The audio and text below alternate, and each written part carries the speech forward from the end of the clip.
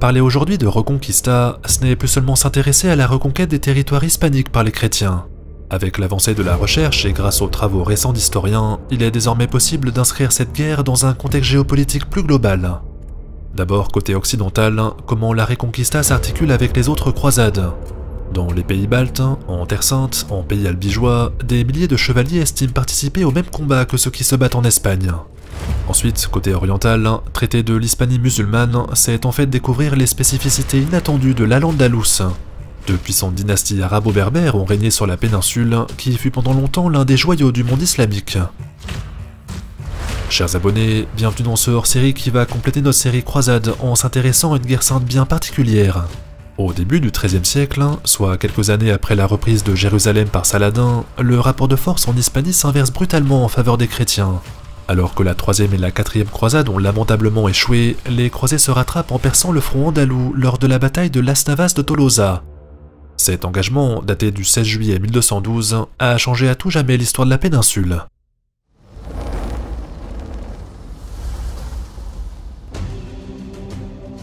Puisque nous parlons de combats épiques et d'affrontements de chevaliers, inspirez-vous de leur succès pour devenir un génie de War Thunder, le jeu de combat de véhicules le plus complet jamais réalisé, disponible gratuitement sur PC et sur console de salon. Pendant les vacances, que vous ayez un vieil ordinateur ou une machine ultra performante, ce jeu de guerre moderne est optimisé pour toutes les configurations possibles. Vous vivrez quoi qu'il arrive une expérience immersive, sans lag et sans baisse de qualité, d'autant plus que conduire les tanks et les avions se fait avec une simple souris et un simple clavier. Nul besoin de manette ou de joystick pour tirer à feu nourri sur vos ennemis. Alors, placez-vous aux commandes de 2500 tanks, avions, hélicoptères et navires de guerre issus des 10 plus grandes nations, avec un éventail de choix qui commence aux blindés et aux biplans des années 1920 jusqu'aux tanks et aux avions de chasse des temps modernes. Avec tout ça, vous mènerez des combats intenses au milieu de véhicules détaillés, dans une ambiance immersive faite de graphismes réalistes et d'effets sonores authentiques. On vous recommande d'ailleurs le tank Cambronne, parce que comme l'avait si bien dit ce général de Napoléon. En cliquant sur le lien juste en dessous, rejoignez une communauté de 70 millions de férus d'histoire militaire. War Thunder est l'endroit parfait pour lancer des batailles épiques joueur contre joueur avec un contenu historiquement réaliste. Le jeu est gratuit, disponible sur PC, PlayStation et Xbox. Les nouveaux joueurs et ceux qui n'ont pas joué depuis au moins 6 mois recevront en plus un pack bonus. Plusieurs véhicules premium, un décorateur Eagle of Valor, 100 millions d'argent et 7 jours de compte premium. Cette offre, limitée dans le temps, vous permettra de défendre vos couleurs dans War Thunder. Si vous avez manqué notre série Croisade, voici un résumé rapide de la situation pour remettre les choses dans leur contexte. En 1212, cela fait déjà plusieurs siècles que l'Occident connaît une expansion rapide. Le temps où l'Europe était attaquée, de tous les côtés, par les Vikings, par les Magyars et par les pirates sarrasins qui venaient piller les campagnes, semble loin derrière. On se souvient du siège de Paris par Ragnar en 845, on se souvient du sac de Rome par les Arabes aghlabides en 846, on se souvient aussi du Honglo-Glalas, une série de raids hongrois menés en Germanie autour de l'an 900. Pendant longtemps, très longtemps, l'ancien espace carolingien a été la proie facile de tous ses voisins. Puis, après l'an 1000, l'Occident s'est subitement réinventé, sa croissance démographique est devenue plus forte, son progrès technologique est devenu plus rapide, ses guerres civiles sont devenues moins nombreuses grâce à un clergé engagé qui appelait à la paix de Dieu. Tout cela, combiné à l'instauration de nouveaux pouvoirs comme les Capétiens en France, a permis de stabiliser la situation. Alors, à l'époque où nous parlons, soit au début du XIIIe siècle, cela veut-il dire que l'Occident est unifié? Non, les pouvoirs féodaux qui le composent sont toujours en concurrence. Cependant, le pape peut désormais les unifier temporairement autour de l'idée de guerre sainte. Christianisation de l'Europe du Nord, christianisation de l'Europe centrale, croisade vers la Terre Sainte, les conflits menés au nom de Jésus-Christ se multiplient et beaucoup sont couronnés de succès. Cette vidéo entend donc expliquer pourquoi les chrétiens ont réussi à renverser le rapport de force dans la Reconquista. Ensuite, si vous avez manqué notre série Orient, qui analyse les débuts et les fractures du monde islamique, voici un autre résumé rapide. Oui, c'est vrai, l'islam médiéval semble régner en maître sur un territoire aux dimensions titanesques. Depuis les rives du Gange jusqu'à la côte atlantique, il y a 9000 km de contrées où les fidèles prient Allah dans les mosquées. Cependant, les musulmans se font aussi constamment la guerre pour des raisons ethniques, religieuses ou politiques. Contrairement à l'Occident, où le pape parvient à unifier les familles princières, le Dar al-Islamia, la terre d'islam, ne parvient pas à placer une entité politico-spirituelle au-dessus des autres. Par exemple, les sultans turcs se réfèrent généralement au califat de Bagdad. Il considère que le calife sunnite abbasside, descendant de la tribu des Banu Abbas, est le véritable khalifa, qui veut dire successeur du prophète en arabe. Sauf que d'autres chefs spirituels prétendent avoir le même statut. Pendant longtemps, le Caire abritait un calife chiite fatimide, un successeur donc auto-désigné du prophète, que Saladin avait d'ailleurs déposé après sa conquête de l'Égypte. Il y avait également un calife sunnite omeyyade à Cordoue, un concurrent direct du calife sunnite abbasside de Bagdad, pourtant situé à 5000 km de là. Autour de l'an 1212, ce calife a été remplacé par un autre calife à Marrakech, mais la situation n'a pas changé. Entre le Maghreb, territoire de l'Ouest, et le Mashrek, territoire de l'Est, les solidarités entre musulmans existent, mais sont constamment rattrapées par les divisions. À l'aube du XIIIe siècle, Saladin vient de réussir un djihad contre les Francs de Jérusalem. Cependant, son empire s'effondre après sa mort et ses descendants n'iront pas secourir les musulmans d'Hispanie. Contrairement à l'Occident où le pape pousse les princes à s'unir, les disparités dans le monde islamique sont trop fortes pour faire perdurer le djihad. Maintenant que nous avons posé le contexte global, intéressons-nous de plus près à la péninsule ibérique. Pour bien expliquer ce qui va suivre, il est nécessaire de remonter quelques siècles en arrière. Vers l'an 700, l'Hispanie, qui a longtemps fait partie de l'Empire romain, est alors dirigée par un peuple germanique appelé Visigoths. Tout comme les Francs en Gaule, les Goths de l'Ouest se présentent comme les continuateurs de l'héritage romain. Tolède est leur capitale et les lois qu'ils proclament, les politiques qu'ils promeuvent, les symboles religieux qu'ils agitent sont perçus comme conformes à la tradition romaine. Par contre, les Visigoths se font surprendre par les musulmans entre 711 et 726. En moins de 15 ans, leurs armées s'effondrent devant la poussée des Berbères emmenés par des chefs charismatiques comme Tariq. Une fois vainqueurs, les guerriers de l'Atlas, convertis à ce qui était alors perçu comme la religion des Arabes, ne cherchent pas forcément à convertir les populations. Les villes qui résistent sont souvent assiégées, voire détruites, mais les élites locales sont généralement maintenues en place. En fait, les conquérants se contentent surtout de collecter l'impôt, d'arbitrer des conflits et de placer des péages sur les routes commerciales. Avant ou après la conquête musulmane, les Ibères ne ressentent pas forcément de changements brutaux. Certains seigneurs choisissent alors la conversion à l'islam pour des raisons politiques ou financières, quand d'autres choisissent le chemin de la résistance. En 722, dans les montagnes de la région des Asturies, des ultimes résistants remportent la bataille de Covadonga contre les Arabo-Berbères. Cette victoire est connue comme étant le premier affrontement de la Reconquista. Entre l'an 726 et l'an 1000, les chrétiens d'Asturies ont résisté à toutes les invasions dirigées contre eux. Peu à peu se met en place un équilibre entre les deux parties, avec au nord des royaumes chrétiens tantôt alliés, tantôt concurrents les uns des autres.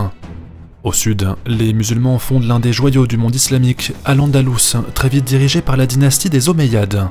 Commence alors un véritable âge d'or chez les Arabo-Berbères qui apportent avec eux une culture orientale dans ce pays de culture germano-latine. Selon l'historien Daniel Balou, Al-Andalus est parfaitement intégré dans les circuits économiques de Méditerranée. Les campagnes prospèrent en exportant des produits agricoles et des technologies très avancées qui font la richesse des ports maritimes. De plus, la péninsule est stratégiquement placée sur les routes de l'or et de l'esclavage qui relient l'Afrique à l'Europe et à l'Orient. Les grandes villes comme Cordoue accueillent également de nombreux intellectuels qui font briller la culture et la science. Problème, si vous avez regardé nos vidéos sur les empires islamiques, vous savez ce que sont les fitnas qui déchirent sans cesse les dynasties musulmanes. Al-Andalus n'échappe pas à la règle, les guerres civiles rongent l'état omeyyade qui sombre dans une crise politique sans queue ni tête. Les héritiers se font la guerre entre eux, les intellectuels se disputent sur fond de théologie, le pouvoir central est en chute libre et les califes sont souvent secondés par des vizirs qui s'approprient tous les pouvoirs. Arrivé en l'an 1031, le califat d'Al-Andalus, qui vient de connaître 250 ans de prospérité, est ainsi éclaté en de multiples taïfas.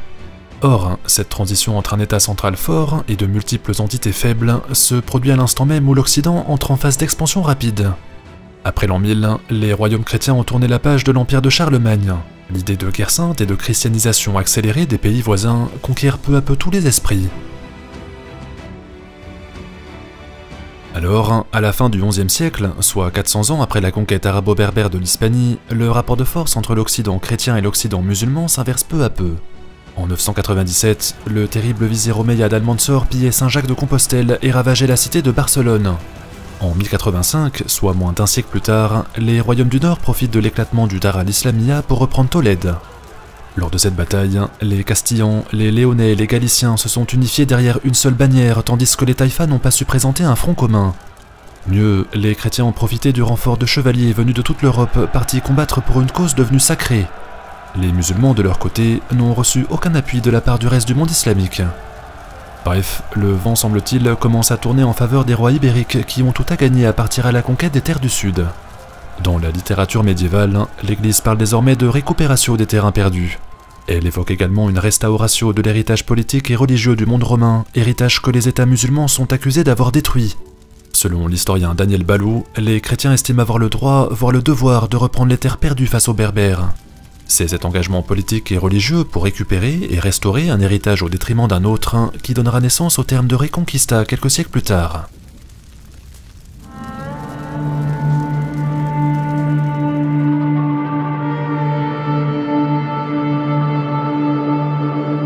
Ainsi, la crise de l'ancien califat de Cordoue permet à un Occident chrétien en pleine expansion de chambouler l'équilibre géopolitique de la péninsule ibérique. Dans la bulle Eos Qui in Hispaniam, datée de 1063, le Saint-Siège octroie une indulgence spéciale à tous les chevaliers qui souhaitent s'y rendre. Puis, après les succès de la première croisade en 1099, l'Église s'enflamme en promettant aux soldats qui combattent en Espagne les mêmes récompenses que ceux qui partent en Orient. S'engager dans une armée espagnole, offrir son épée au roi portugais, marcher aux côtés de Catalans, de Navarrais, d'Aragonais, c'est obtenir la rémission de ses péchés et avoir le droit de conquérir. Cet engagement de la papauté pour la récupératio et la restauratio de l'héritage latin en Hispanie assure aux chrétiens des renforts constants de chevaliers. Alors, de l'autre côté, les taïfas musulmanes comprennent rapidement qu'elles ne font pas le poids. 3 ans seulement après la chute de Tolède, une armée emmenée par un puissant émir berbère appelé Youssef Ibn Tashfin traverse le détroit pour les secourir. À la tête de ses hommes, Youssef remporte une grande victoire à Sagraras où les chrétiens sont écrasés. Puis, profitant de sa victoire éclatante, il reconquiert peu à peu l'ancien califat de Cordoue en y restaurant un semblant d'unité. Sa dynastie est connue pour être l'une des plus puissantes du Moyen-Âge. Il s'agit des Almoravides qui sont à la tête d'un vaste empire en Afrique du Nord. De l'actuel Maroc jusqu'à Lisbonne, en passant par Cordoue, Saragosse et Alger, les Berbères almoravides s'imposent comme une puissance de premier plan. Malheureusement pour les nouveaux conquérants, de nombreux problèmes mettent en péril leur emprise sur Al-Andalus. D'abord, l'émir est défié directement par un chevalier chrétien nommé le Cid qui lui oppose une résistance farouche depuis Valence. Ensuite, les Normands de Sicile profitent de l'instabilité sur la péninsule pour aller piller ses villes côtières. Avec la bénédiction du pape, évidemment, les anciens vikings retrouvent leurs vieilles habitudes en attaquant les points isolés de l'Espagne musulmane. Enfin, les Almoravides doivent toujours gérer la pression des chrétiens qui ne faiblit pas. Ils sont d'ailleurs défaits à Beyren en 1097, ce qui conduit les seigneurs musulmans à reconsidérer leur allégeance. Alors, tant que le sultan Youssef Ibn Tashfin reste en vie, l'empire almoravide vient à bout de toutes ses menaces en mobilisant des ressources conséquentes. Il s'impose militairement à Consugrea contre les royaumes chrétiens, il reprend Valence après la mort du Cid et il renforce les défenses côtières pour empêcher les incursions normandes. Au prix d'efforts colossaux, Youssef Ibn Tashfin maintient l'édifice en place et l'empêche de s'écrouler. Problème, il meurt en 1106 et ses héritiers n'ont pas le même talent que lui. La croisade norvégienne par exemple, qui intervient l'année suivante, dévaste encore une fois tous les ports maritimes déjà affaiblis par les pillages. Le roi Siegfried de Norvège vogue toute voile dehors vers la Terre Sainte et révèle aux yeux du monde la fragilité de l'empire almoravide. En d'autres termes, le fantastique héritage de Youssef Ibn Tashfin n'a que très peu de chances de s'inscrire dans la durée. Arrivé vers 1140, cela fait désormais 60 ans que les Almoravides règnent sur la partie musulmane de la péninsule ibérique. Seulement, à cause de toutes les difficultés que nous venons de voir, leur empire s'effondre tout seul et les gouvernements berbères sont remplacés par d'autres berbères. Au sud de Marrakech, une nouvelle dynastie appelée les Almohades prend le pouvoir. De la côte atlantique jusqu'à l'Ifriqiya, l'actuelle Tunisie, en passant par les Aurès et l'actuelle Algérie, les Almohades sont les nouveaux maîtres de l'Afrique du Nord. Ils traversent alors la mer pour s'emparer d'Al-Andalus, mais ils arrivent trop tard pour sauver Lisbonne. Profitant de la guerre entre Almoravides et Almohades, les Ibériques, aidés par les croisés, ont fait le blocus de la cité par la terre et par la mer. Au cours de la deuxième croisade, le roi du Portugal remporte la bataille et s'impose comme une puissance indépendante des autres souverains d'Espagne. Si les Almohades réussissent quand même à conquérir le sud de la péninsule, ils récupèrent aussi un pays affaibli, voire ruiné par endroits. C'est ainsi que nous remontons vers l'an 1212, à l'époque où nous avons commencé la vidéo. La péninsule est toujours coupée en deux, mais la dynamique est définitivement favorable aux chrétiens. Les affrontements qui vont suivre détermineront pour toujours le destin de la Reconquista.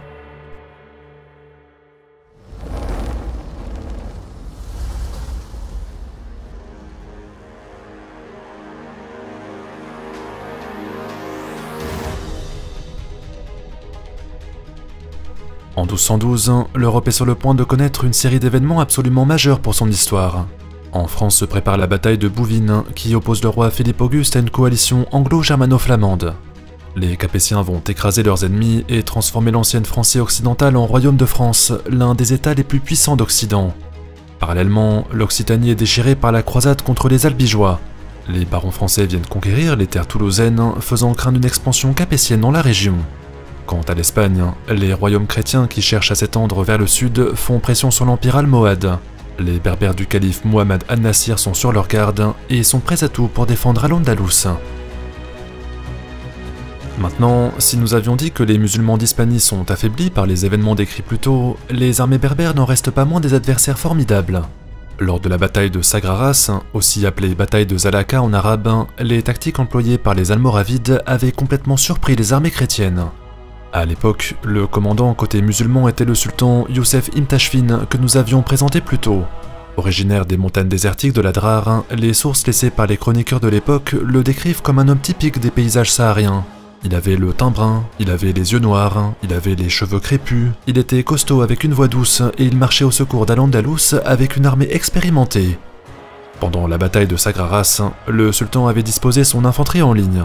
Chaque soldat était équipé de javelots, d'une épée courte et de boucliers solides. Derrière les fantassins se trouvaient des rangées d'archers prêts à tirer des volées de flèches par-dessus les rangs. En effet, lorsque les chrétiens ont chargé les Almoravides, Ibn Tashfin les avait surpris par des tactiques de combat dignes des légions de Rome. Tandis que les Espagnols s'approchaient de son armée, ces fantassins jetaient leurs javelots sur l'assaillant. Ils se placèrent ensuite en rang serré, bouclier contre bouclier, laissant les archers tirer à feu nourri sur l'ennemi. Puis, quand les chrétiens eurent enfin atteint la première ligne et qu'ils bataillaient bravement au corps à corps, les berbères firent l'impossible pour tenir le choc, le temps d'affaiblir le camp adverse. Les projectiles pleuvaient toujours par-dessus la zone de contact, si bien que l'infanterie chrétienne était complètement figée. C'est alors que le sultan déclencha le coup de grâce. Dans un dernier effort, ces fantassins repoussèrent les Espagnols et commencèrent à manœuvrer. Les soldats à pied ainsi que les archers s'écartèrent subitement, la cavalerie en profita pour s'engouffrer dans les couloirs et pour charger sur l'ennemi. Complètement surprise, l'armée chrétienne ne résista pas longtemps et s'enfuit aussitôt. La bataille de Sagraras, datée de 1086, est ainsi l'une des plus grandes victoires musulmanes de la Reconquista.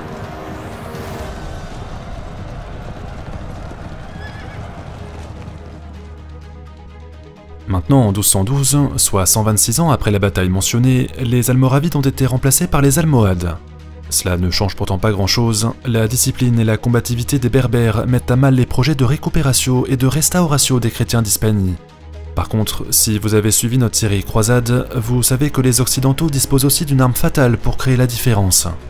À Dorilé en 1097, à Ascalon en 1099, à Montgisard en 1177, les chevaliers ont écrasé leurs adversaires par des charges de cavalerie lourde. En toute logique, si les Espagnols et les Portugais appliquent les mêmes tactiques, ils devraient rencontrer les mêmes succès. Sauf que le sort des batailles dépend également du contexte politique. Rappelez-vous de la campagne de Hattin en 1187.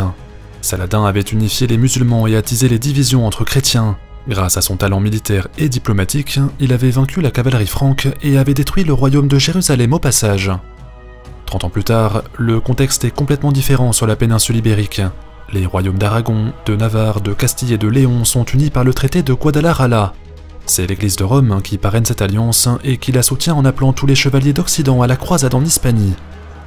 De l'autre côté, les Almohades s'enfoncent toujours un peu plus dans la crise politique. Si leurs prédécesseurs ont longtemps protégé les juifs et les chrétiens, les califes de Marrakech répriment quant à eux tous les non-musulmans. Les courants islamiques contraires à ceux du calife sont également combattus et le grand penseur Averroès s'est obligé de fuir le Maroc.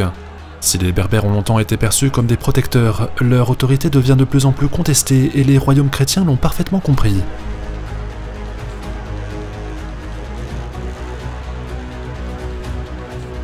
Au début de la campagne de 1212, l'armée almohade, dont l'empire est fracturé, se situe à 1000 km du front. Le calife, depuis Marrakech, compte donc sur la forteresse de Calatrava pour ralentir l'invasion chrétienne. La garnison doit faire l'effet d'un abcès de fixation afin de laisser le temps aux Berbères de se rassembler. L'ennui, c'est que les soldats du Christ réussissent un exploit militaire qui change le cours des opérations. La nuit précédant l'assaut sur Calatrava, le roi de Castille aurait fait allumer des centaines de feux de camp autour de la forteresse. Son objectif, donner l'impression à l'ennemi que les chrétiens sont beaucoup plus nombreux que dans la réalité. La garnison musulmane serait alors tombée droit dans le piège et aurait estimé qu'elle n'avait aucun espoir de survie. Il faut aussi mentionner les raids terribles que les chevaliers occidentaux auraient menés dans l'arrière-pays. Les violences auraient été telles que les rois ibériques auraient dû intervenir personnellement pour arrêter les massacres. Sans leur intervention pour recadrer les croisés, l'Espagne aurait pu connaître un sort similaire au comté de Toulouse pendant la croisade des Albigeois. Quoi qu'il en soit, la garnison de Calatrava se serait rendue sans coup férir, provoquant d'un jour à l'autre l'effondrement complet des défenses almohades. Que ce soit grâce au coup de bluff des Ibériques ou grâce aux raids effrénés des chevaliers, la chute de la forteresse ouvre un boulevard aux chrétiens. Ces derniers s'enfoncent alors jusqu'à Ciudad Real, obligeant le calife almohade à intervenir en catastrophe. Et c'est là justement où va se jouer la bataille décisive de ce début de XIIIe siècle. Le 30 juillet 1212, à Las Navas de Tolosa, deux camps issus de deux cultures militaires différentes s'affrontent pour le destin d'Al-Andalus. Côté berbère, on privilégie les manœuvres combinées, infanterie, archers, cavalerie légère. Côté ibérique, on donne la part belle à la cavalerie lourde. Cependant, si les effectifs des deux armées sont à peu près équilibrés, les chrétiens peuvent aussi compter sur l'élite de la chevalerie occidentale. Des unités issues de l'ordre du Temple et de l'ordre de l'Hôpital sont venues au secours des rois d'Espagne, apportant avec eux toute leur expérience de la guerre sainte. En plus des renforts de combattants français, italiens et germaniques, les croisés apportent un surnombre et une détermination qui manquent cruellement dans le camp d'en face. Quand les combats d'infanterie tournent en faveur des Almohades, les Castillans se jettent dans la mêlée avec toute leur cavalerie. Ils sont suivis de près par les Navarrais qui attaquent les flancs, puis par tous les Aragonais, les Léonnais et les Européens. La charge aurait complètement brisé les rangs berbères qui finissent ainsi comme Saladin à Montgisard. On raconte que l'archevêque de Tolède aurait pris la tête des colonnes de cavaliers qui auraient enfoncé le centre almohade.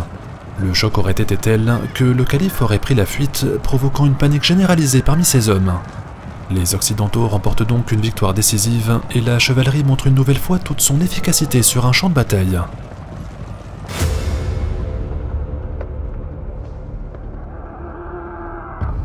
Après la bataille de Las Navas de Tolosa, les succès chrétiens s'accélèrent brutalement car les pouvoirs musulmans n'ont pas assez de ressources pour tenir le terrain. Cordoue tombe entre leurs mains en 1236, Valence repasse en leur pouvoir en 1238 et Séville doit se soumettre en 1252. Juste à côté, les Portugais en profitent pour conquérir le Faro et atteignent la mer en 1249. Le reste de la péninsule se soumet progressivement à ses nouveaux maîtres et les Baléares sont même reprises sans difficulté par les Catalans. Seul l'émirat de Grenade survit à l'effondrement complet d'Al-Andalus en signant un traité de paix à la toute fin du XIIIe siècle. En échange de sa vassalisation au royaume de Castille, les musulmans de cette région maintiendront leur autonomie jusqu'en 1492. Ainsi se terminera l'histoire de la Reconquista, plus de 7 siècles après la conquête arabo-berbère. Ironie ou heureux hasard de l'histoire, le dernier fief musulman tombe entre les mains des rois d'Espagne la même année où Christophe Colomb a découvert les Amériques. En terminant la reconquête des territoires du Sud, l'Espagne ouvre ainsi un nouveau chapitre de son destin. Les princes ibériques vont partir à la conquête d'un nouveau monde et changer à tout jamais l'histoire de l'humanité. Cet épisode a reçu le soutien de War Thunder, un jeu dont les véhicules blindés, navals et aéroportés sont fidèles au modèle historique. En cliquant sur le lien juste en dessous, les nouveaux joueurs et ceux qui n'ont pas joué depuis au moins 6 mois bénéficieront d'un pack bonus incluant de nombreux avantages premium. Le jeu est gratuit et disponible sur PC, PlayStation et Xbox, alors à très vite sur le champ de bataille. Si vous avez aimé cette vidéo, n'hésitez pas à nous laisser un j'aime, un commentaire et pourquoi pas à la partager sur vos réseaux sociaux. Ce hors-série est un complément de notre série Croisade qui retrace l'histoire des pèlerinages armés vers l'Orient. Pour en savoir plus sur la guerre sainte, sur le djihad et sur la gestion des conquêtes latines, n'hésitez pas à cliquer sur la playlist qui s'affiche juste ici. Sinon, retrouvez tous nos contenus sur le Moyen-Âge en France, dont les séries Invasion Viking et Philippe Auguste. Vous saurez tout de la chute de l'Empire de Charlemagne à l'avènement des Capétiens lors de la bataille de Bouvines en 1214. N'oubliez pas non plus de vous abonner et à très vite sur Bataille de France.